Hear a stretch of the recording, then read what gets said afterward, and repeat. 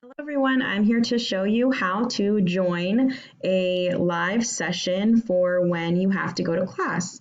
So what you're going to want to do first is get logged on to Teams, and you're going to go to your specific class period for that hour. So you're going to double check your schedule. We're going to use this practice class right here just so I can show you. You can click on the tile and you'll see a purpley blue bar right here.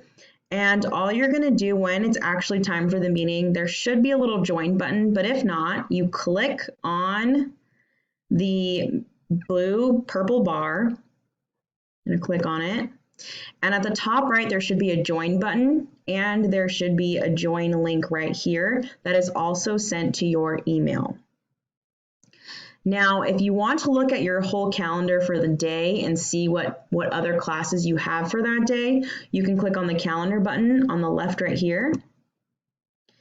And all you're going to do is click the join button when you see that the meeting has been started. So you just click join, and this screen will pop up. You should enable your camera. I have mine off right now. And then you're going to mute your microphone and click join.